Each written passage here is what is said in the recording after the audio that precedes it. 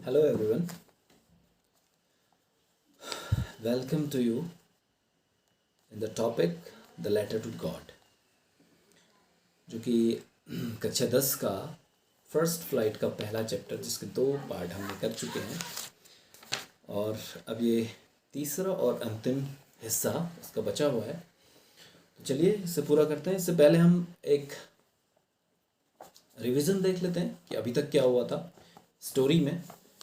कि पहाड़ी में अकेले मकान पे एक किसान जो कि खेती करता है, बहुत मेहनत करके वो अपने फसल का इंतज़ार कर रहा है और बारिश का इंतज़ार कर रहा है कि बारिश हो तो उसकी फसल अच्छी हो ताकि वो पूरे वर्ष भर के लिए अपने लिए अनाज रख पाए और साथ ही साथ कुछ पैसे भी उससे कमा पाए। तो लेकिन बारिश आती है, साथ में एक तूफान लेके आती है, ओलावृष्टि का तूफान लेके आती है, जिसकी वजह से उसकी पूरी फसल नष्ट हो जाती है। और फाइनली उसे अब याद आता है ईश्वर जो कि उसकी हेल्प करेगा, जैसा कि उसे बताया गया होता है, उसे सिखाया गया होता है, उसे कहा गया होता है बचपन से कि ईश्वर अपने अ, जो अपनी संतान है उसको भूखा नहीं रखता और तो ईश्वर उसकी अवश्य सहायता करेंगे, ऐसा उसे पूरा विश्वास है। तो उसी विश्वास को लेकर के वो ईश्वर के नाम एक पत्र लिखता है। जो ईश्वर के नाम लिखा गया होता है वो पत्र पोस्ट मास्टर के द्वारा पढ़ा जाता है और उसकी हेल्प करने का निश्चय किया जाता है। तो उसकी जब सहायता करने के लिए उस पत्र को खोला जाता है तो पोस्ट मास्टर ये देखता है कि न केवल पेन पेपर और अच्छे व्यवहार की ज़रूरत है, बल्कि उस पत्र का जवाब देने के लिए उसे पैसों की भी ज़रूरत है। तो वो अपने साथियों से, अपने कर्मचारियों से, साथ ही साथ अपने वेतन का भी कुछ हिस्सा इकट्ठा करके कुछ पैसा जमा करके लेंचो को एक पत्र के रूप में वापस भेजता है। आगे क्या होता है आइए देखते हैं। The following Sunday Lencho came a bit earlier than usual to ask if there was a letter for him. The following Sunday, अगले रविवार को लेंचो लेंचो आया, केम का अर्थ आया, ए बिट अर्लियर, ए बिट मीन्स थोड़ा सा, अर्लियर मीन्स जल्दी, देन यूजुअल, यूजुअल मीन्स सामान्यतया, यूजुअल का अर्थ होता है सामान्य वक्त से कुछ पहले वो आ गया, यानी कि सामान्यतया जिस समय पे वो जाता था उस समय से पहले चला गया होगा कुछ। If there was a letter for him, और वो ये पूछने गया था कि क्या उसके लिए कोई पत्र तो नहीं आया वहाँ। It was the postman himself.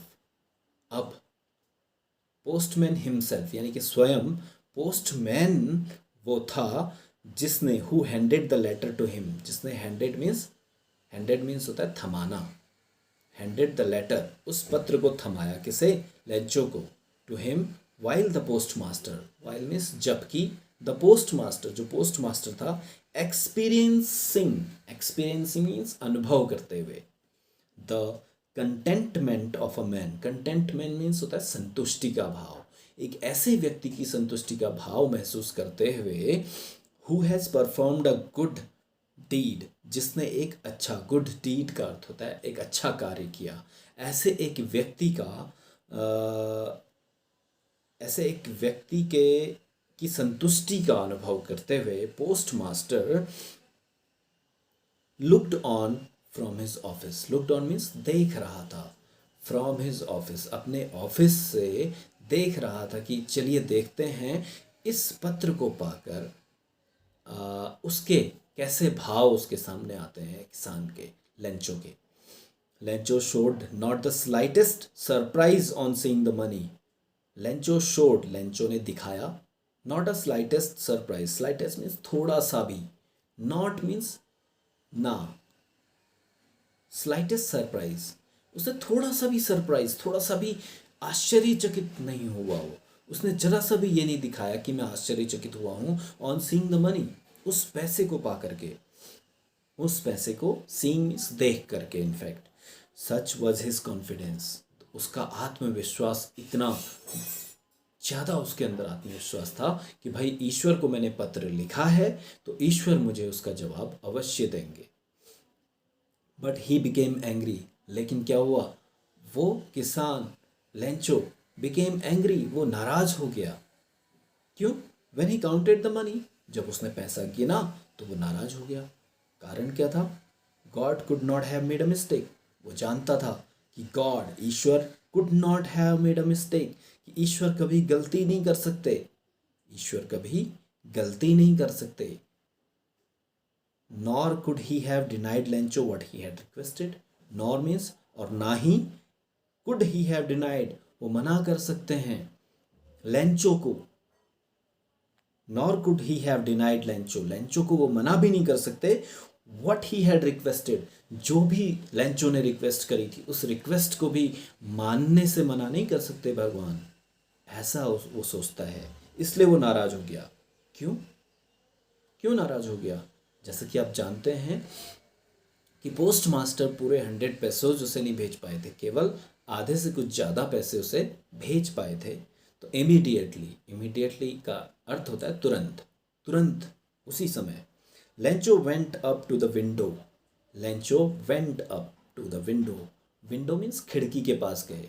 तो पोस्ट ऑफिस में जैसा कि आपने देखा होगा कि विंडोज़ बनी होती काम करने के लिए, तो जहाँ पे अंदर कर्मचारी होते हैं और बाहर से आपके जो भी काम है वो काम करवाए जाते हैं। तो उस खिड़की पे गए to ask for paper and ink, और वहाँ पे लेंचो ने जा करके कागज़ और इंक मांगी। On the public writing table, और पब्लिक राइटिंग टेबल पे जहाँ पे सभी लोग आ करके अपना जो उनका राइटिंग टेबल, जो पब्लिक राइटिंग टेबल का अर्थ होता है सार्वजनिक लिखने का जो स्थान था पोस्ट ऑफिस में, उस स्थान पे आकर के ही स्टार्टेड टू राइट, उसने लिखना शुरू किया। With much wrinkling of his bro, और उसकी मच रिंकलिंग, मच मीन्स काफ़ी, मच मीन्स काफ़ी, रिंकलिंग मीन्स रिंकलिंग का अर्थ होता है झुर्रियाँ। Of his bro, bro means eyebrows, तो ये जो भवें होती हैं उसकी आईब्रोज भवें थी, उन भवों में काफ़ी झुर्रियाँ, यानी कि ऐसे जैसे कि उसे लिखने के लिए बहुत सोचना पड़ रहा है।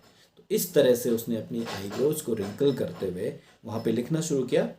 क्यों? Caused by the effort he had to make to express his ideas. तो आईब्रोज पे उसके रिंकल्स क्यों पड़ रहे थे, उसकी झुर्रियाँ क्यों पड़ रही थी आंखों भवों पे? वो इसलिए कॉज्ड के कारण, किसके कारण? बाय द एफर्ट, कोशिश के कारण, उस कोशिश के कारण ही हैड टू मेक, जो उसे करनी पड़ रही थी, टू एक्सप्रेस हिज आइडियाज़, अपने आइडियाज़ को, अपने विचारों को एक्सप्रेस, यानी कि उनको व्यक्त करने के लिए जो कोशिश करनी पड़ी थी, उस कोशिश के कारण उनकी भवों पे रिंकलिंग यानी कि झुर्रियाँ पड़ रही थी। उन झुर्रियों का कारण वह था। तो व्हेन ही फिनिश्ड, जब पत्र लिखना उसने समाप्त किया, जब पत्र पूरा हो गया, he went to the window, तो वो फिर से खिड़की पे गए, टू बाय ए स्टाम्प, एक स्टाम्प खरीदने, स्टाम्प का अर्थ डाक टिकट, एक डाक टिकट खरीदने के लिए, विच ही लिक्ड, जिसे उन्होंने अपने जीभ से, लिक्ड मीन्स उसे गीला किया, लिक का अर्थ होता है चाटना किसी चीज़ को। तो उन्होंने उस डाक टिकट को अपने टंग से, अपनी जीभ से चाटा। इसके पीछे का कारण क्या है? क्योंकि डाक टिकट जो होते हैं उन पे एक अधेसिव, एक चिपकाने वाला पदार्थ पहले से ही लगा होता है जो सूखा हुआ होता है, बस केवल उसे गीला करना होता है और उसे अगर पत्र पे लगाएं तो वो चिपक जाता है। तो इसीलिए उसने अपने जीभ से उस डाक टिकट को चाटा, ताकि वो जो अधेसिव, जो चिपकाने वाला पदार्थ लगा हुआ है उस पर वो गीला हो जाए और वो डाक टिकट उस पत्र पे चिपक जाए। And then affix to the envelope, और उन्होंने उस डाक टिकट को एनवेलप पे, एफिक्स मीन्स चिपका दिया, एनवेलप लिफाफे पे, with a blow of his fist, और साथ ही साथ जोर से अपने हाथ से उस पर एक प्रहार किया। ब्लो, ब्लो मीन्स प्रहार, ऑफ हिज फिस्ट, अपनी मुट्ठी के प्रहार से उसे चिपकाया। The moment the letter fell in to the mail box, the moment, moment का अर्थ होता है क्षण, उसी क्षण, जब letter fell into the mail box, जैसे ही वो लेटर, जो वो पत्र था वो लेटर बॉक्स के अंदर गिरा, the post master went to open it, post master इस पत्र को खोलने के लिए गया। इट सेड, इस पत्र में क्या लिखा हुआ था सुनिए।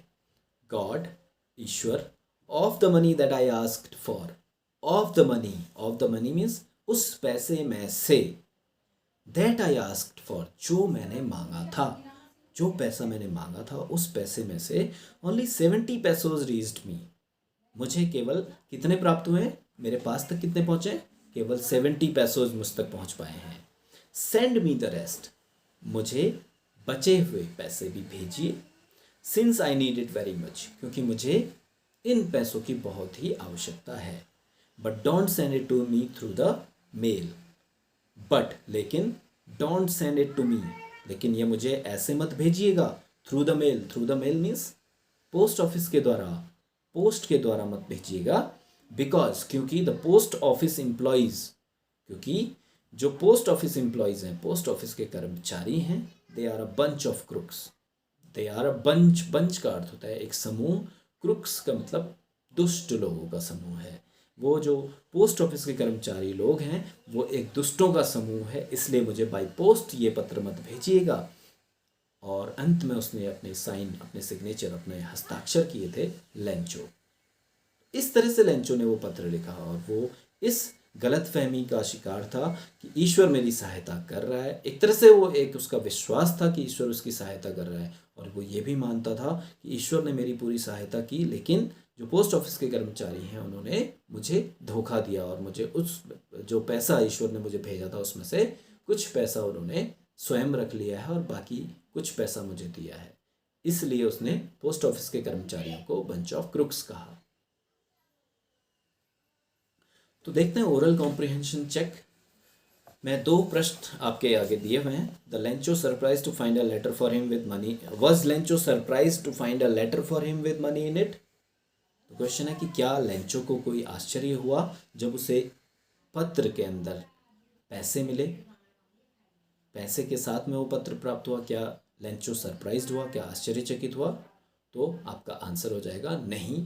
लेंचो बिल्कुल भी आश्चर्यचकित नहीं हुआ कि उसे पैसे भेज दिए गए हैं, क्योंकि उसे ईश्वर पे पूरा भरोसा था कि ईश्वर उसे पैसे जरूर भेजेंगे। नेक्स्ट अगला प्रश्न है व्हाट मेड हिम एंग्री, कि लेंचो को गुस्सा क्यों आया, लेंचो नाराज क्यों हुआ। तो जैसा कि आप जानते हैं लेंचो की नाराजगी का कारण सिर्फ एक था कि लेंचो ने 100 पैसों की डिमांड की थी ईश्वर से, लेकिन ईश्वर ने उसे केवल 70 पैसों भेजे थे। या लेंचो ने यह सोचा कि ईश्वर ने मुझे पूरे पैसे भेजे हैं, लेकिन पोस्ट ऑफिस के कर्मचारियों में ने उस पे से कुछ पैसा निकाल लिया है, इसलिए वो वहाँ पे नाराज हुआ। तो इस तरह से आपका ये चैप्टर फिनिश हो जाता है, एक चैप्टर ख़त्म होता है। तो यदि आपके कोई प्रश्न हो तो आप कमेंट बॉक्स में ज़रूर लिख करके भेजें। इसमें कहीं पे कोई अगर आपको डाउट हो रहा हो, कुछ पूछना हो, तो आप कमेंट बॉक्स में लिखें, तो आपको उसका उत्तर ज़रूर मिलेगा। प्लस इस चैप्टर के सारे जो प्रश्न उत्तर हैं वो आपको डिस्क्रिप्शन बॉक्स में उसका लिंक मिल जाएगा। तो आपको सारे इस प्रश्न के जो क्वेश्चन आंसर्स, इस चैप्टर के जो क्वेश्चन आंसर्स हैं वो क्वेश्चन आंसर्स आपको अवश्य वहाँ पे मिलेंगे। तो आप वहाँ से उन्हें कॉपी कर सकते हैं, अपनी नोटबुक में लिख सकते हैं और एग्ज़ाम के लिए आप तैयारी कर सकते हैं। तो अब हम नेक्स्ट चैप्टर तक आपसे विदा लेते हैं। Bye bye.